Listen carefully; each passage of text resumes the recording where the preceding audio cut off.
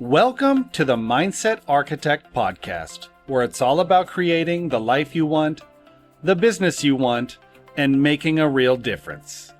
Join us in unlocking the code to true success. And now your host, Tony Caliendo, Master Coach with Rethink Coaching. Welcome to the Mindset Architect Podcast, episode number 152. I'm Tony Caliendo, author of Less Over More and executive coach here at Rethink Coaching. As always, thank you so much for being part of this. I truly do appreciate the fact that you are sharing your time with me. Time truly is our greatest asset, and the fact that you're willing to share your time with me really does mean a great deal. Let's jump in to today's topic, which is about stacking. And I want to frame this up by saying, I believe there's a trap, a stacking trap, in why when we do this, it doesn't necessarily solve our problems, yet it makes us feel good or feel like we're moving forward, when in fact, stacking solutions and strategies can actually be harming you in a way. So I want to talk a little bit about that today with you. And the number one thing I want you to think about when it comes to stacking. So what I mean by stacking is when an issue comes up, an opportunity, a problem, whatever you want to call it, we tend to just add another layer. What should I do different? What should I do instead? Should I add new software? Does this require another meeting with my team? Is it another strategy? Is it a new morning routine? Is it a new journaling? What is it that we're going to do to solve the issue, the opportunity, the problem? So that's stacking on top of what you're already doing. This is really important. Every solution you add becomes another thing that you have to manage. I think about this a lot as a coach. And my thought as a coach is, if we're going to add something or change something, before we do that, we owe it to ourselves to go back and look at what are we currently doing that might be the issue before we add something else. And I know what happens a lot with clients is the comparison game, which I believe is partially responsible for stacking. You're in your position and a peer or somebody else in your organization is experiencing extreme success, and we compare what they're doing versus what we're doing, and we want to go do whatever they're doing that we're not. We want to add that strategy, and so we'll pile it on. When in reality, we should first look at what are we currently doing that is moving us forward, and what are we doing that is not. The things that are not moving us forward, can they be fixed or changed? Do I need to change up maybe a script, or the way I close on a sale, or the way I set an appointment, or the sales approach I take? What do I need to do? And if we are going to add another strategy, think about, is there a strategy that I could remove and replace this new strategy with? And instead of stacking, I'm taking one out and putting one in. Sometimes what happens though is when we're doing this comparison game before we start stacking, is we don't realize that the person that we're witnessing having extreme success, they're not an overnight success. Chances are whatever activities that they're doing that you are not doing that has brought them success, they've been doing for a good amount of time. And so we think if we just go and do it, we're going to be equally as successful. So we stack that activity because our brain is looking for a quick fix. How can I win quickly? What can I do? Well, I'll just copy what they're doing. If it's working for them, it should work for me. So every answer should not be another layer, because if it is, eventually you're going to be buried under your own success. You're going to have so many things going on that you're not going to know what to do next. And it's really going to cause a sense of overwhelm. I want you to think about it like this. Let's say you have your perfect dream home and it is furnished exactly like you have always wanted it. And everything is in its place. Everything fits perfectly. There's a lot of custom work. It's just a beautiful, beautiful home. And you are out and your eye gets caught by a couple of really amazing pieces of furniture that you want to bring in. Would you bring in a sofa, a new one, and stack it on top of your old sofa, or would you get rid of your old sofa? Chances are you'd remove the old sofa and put the new one in. I want you to think about that same thought process when we are adding strategies. Am I stacking or am I removing and replacing? What am I doing? Really, really important. Think about it as your house. and that you couldn't just pile things on top of things that already exist and still have your dream house. We've got to remove some things. So stacking instead of solving can be a real issue for a lot of us. We want to go and look at what we're currently doing and seeing if we need to tweak that before we bring on another new strategy. Number two, success does create stacking. It's funny. Success often creates unnecessary complexity. We might think to be successful, we need more clients, or we need better opportunities, or we should take on more responsibilities, or readjust our expectations to be bigger than what they currently are. Success convinces us that everything, every opportunity, every prime moment deserves a yes, when in fact it doesn't. So success often does include stacking, but I want you to think about it differently. I want us to think about it as strategic stacking, and that we're bringing something in and bringing something out. Now, caveat, before you eliminate an activity and bring on a new one, I would encourage, as a coach and as somebody who does this in their own business, that I may add it for 30 or 60 days and assess it versus letting an old behavior go completely before I can assess, is this new one really going to move me in the right direction?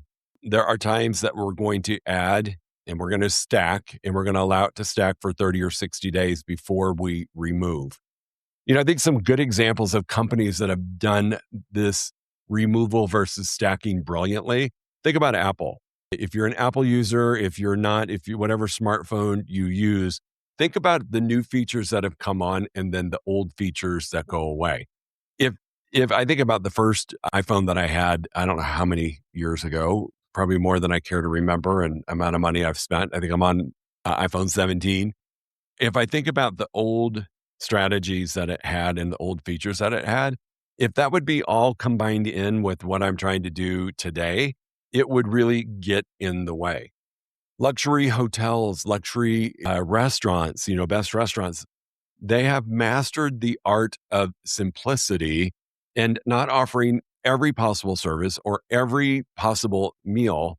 They have strategically added and subtracted. They have strategically brought in, and they didn't stack items. They started to remove things to make the perfect menu, of services that you receive. Growth without editing will become clutter. So again, I go back to the iPhone. If it had everything that the original iPhone had on this phone that I have right now in my hand, it would be overwhelming. It would be a lot of clutter. It would be clunky. It would take me a while to get to what I really need. And as a consumer, I would most likely get frustrated. Where are you doing that in your business? I know I'm really guilty of this because sometimes I have a hard time letting go of an activity that I've done that might still be producing some results, just not what it used to. And the thought of letting that go, there's this false sense of security of holding on. And when I have let it go to bring in the right activities, when I have let it go to replace versus stack, 99% of the time, it's the right move. I'm not saying you're going to win every time, yet 99% of the time, it's the right move. So I want you to think about what you have added in the last 3 to 6 months, or even 12 months, and what maybe you stacked it on top of, that if you removed would have actually allowed that new strategy to be even more powerful. And I think that's really, really important. When I look at bringing on a new strategy into my business, I think about what I'm going to remove, because if I don't, I only have so much time. I only have so much time to do things. I only have so much time in my schedule. And I'm not going to be able to give that new strategy that I think is going to be brilliant and that my coach and I have worked on together and we've got it figured out. I don't allow enough time for that to really have an opportunity to demonstrate its true power and true success. So think about where you could be removing some things because you've stacked new behaviors, strategies, activities in the last 6 months, and what maybe you could remove to give appropriate attention to the new item you brought in. Number 3, we don't build systems. We stack Band-Aids. I want you to really think about this. Temporary fixes become permanent processes. How many times have you thought, I'm just going to do this for 30, 60, 90 days and then I can go back to doing what I've always been doing? And that Band-Aid that we put on for 90 days tends to stick around because we don't want to let it go, just like we don't want to let go of some of our other strategies. So you might hear yourself saying things like, let's just do this for now. This is temporary. This is just a temporary way to look at things. We need to have a special meeting around this, and we really just need to do it for the first 90 days until the project gets off the ground. 2 years later, you're having that same meeting. Reports that nobody reads continue on forever. It's funny, I think back when I was a general manager for Marriott hotels and the amount of reports that I would get. Now, this is back in the day before we had everything done electronically. The stack of reports that I would get on my desk mid and end of month were just overwhelming. It was like a novel. And we were running all of these reports that didn't really matter anymore. And once I eliminated what didn't matter, I was able to give more time to what did matter. So even think about what data are you taking in that you might be overstacking, that if you let go of some of it, you could actually have time to analyze the reports that were important. Policies and standards remain even after the original problem that you created them for disappears. Sometimes the standard needs to stay to prevent the problem from coming back, yet many, many times we have a policy in place and the issue isn't an issue anymore. Maybe it was a temporary piece of business that is now gone, whatever it was, but we hold on and we stack all of these policies and we have an amazing policies and procedure handbook, and a lot of those could be eliminated. What are you still doing that you just forgot to stop? I think that's probably the simplest way to ask that question. What are you doing that you simply forgot to stop? I think some of this happens as we grow in our role and we grow from each position and move into the next role of our life, our business, our career, the next chapter. And we hold on to doing a lot of the things that we no longer need to be doing. We talk about leverage. We talk about this in previous episodes. Yet part of stacking is, let's say you take on a new role and you move up into a senior level. Well, if you don't let go of some of the things that you were doing previously, in fact, probably most of them, how are you going to be effective in your new role, right? Because we're bringing old behaviors, we're bringing old things with us that we just forgot to stop doing. Like, hey, I don't need to do this anymore. I've got my replacement should be doing this, but we just forgot to stop doing it. So do a check-in. What have you forgot to stop doing? What are you doing that you really shouldn't be doing any longer? And if it needs to be done, who on your team would be doing it for you? Or who can you hire to take the activity on so we didn't stack? Because again, you only have so much time and you want to give your energy and effort to the right activity versus all of the activities. I see a lot of businesses in my coaching, and it happens at all levels, entry-level managers, executive-level managers. And I realize that a lot of times they think they're running systems, but they're not. They're just running accumulated habits. And they think it's a system, and it's not. And those accumulated habits start to pull them down because it just becomes clutter and it becomes overwhelming. Number 4 thing I want you to consider is that every stack you do carries a hidden cost. Everything that you add costs more than just time. It's your mental bandwidth. It's your emotional energy. It's your decision-making energy and capacity, your attention, your flexibility, your creativity. Think about every time you stack and you don't remove something else, you are taking up mental bandwidth. You are using emotional energy to add that on to your already busy schedule in life. It can honestly create decision fatigue. I've seen this happen where decision fatigue is a real deal. I mean, if you think about it, right, every stack we add has a hidden cost, and we're having to make more decisions because we've got more things that require our attention, which ultimately can create decision fatigue. So really be cautious and take a look at what you've added lately and ask yourself, how much mental bandwidth is it taking? How much of my emotional energy is it taking? Is it restricting me from being flexible?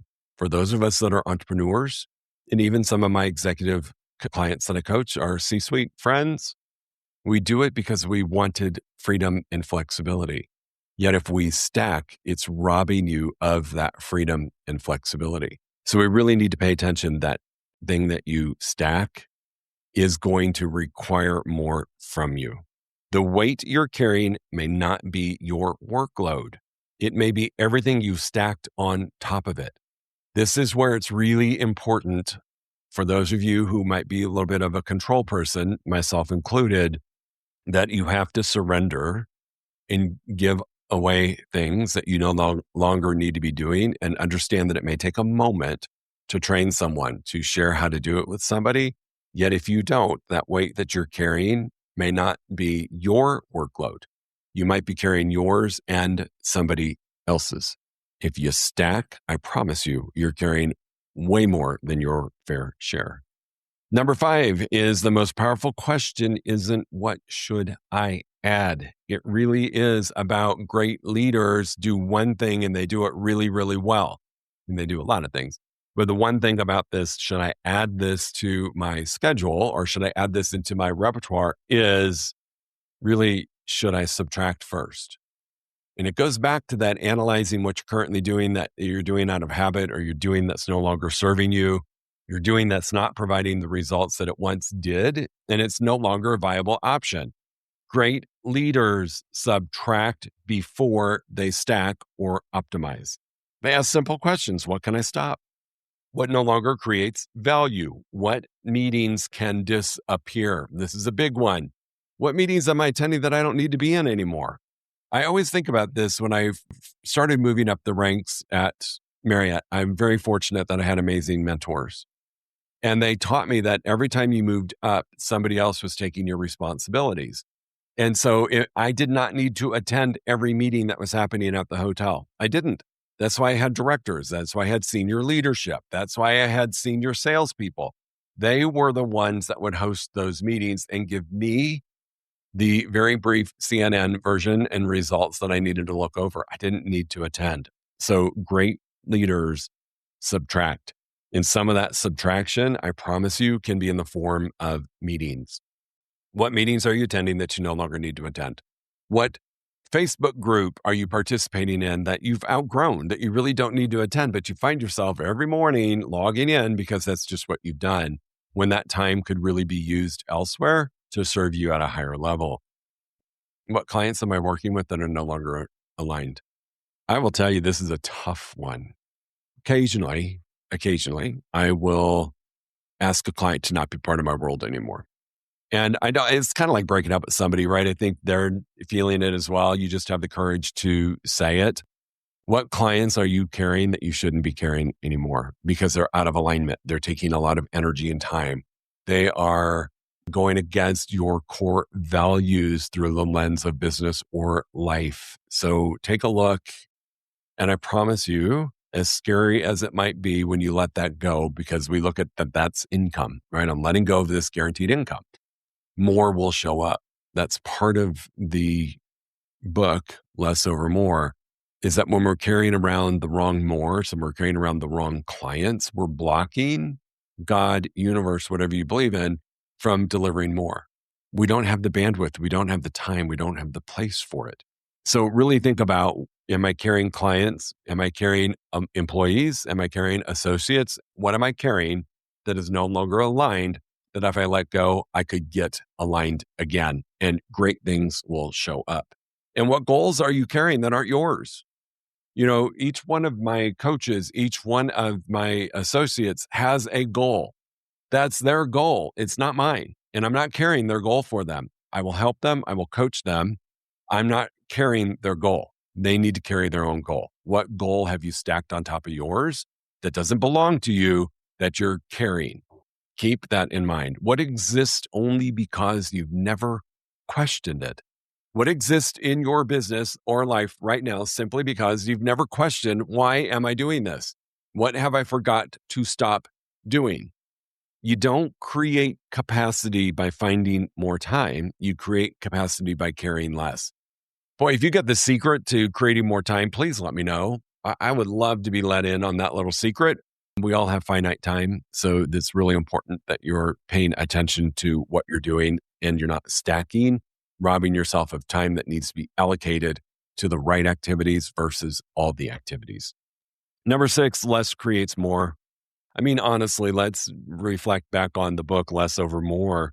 Less isn't about doing less. Less isn't about scarcity. Less isn't about settling. It's about removing friction. When I talk about when I talk about less over more, I'm simply meaning we are aligning with the right activities that will get us the greatest result in the shortest amount of time possible. And I can let go of all the other things. So I appear to be doing less.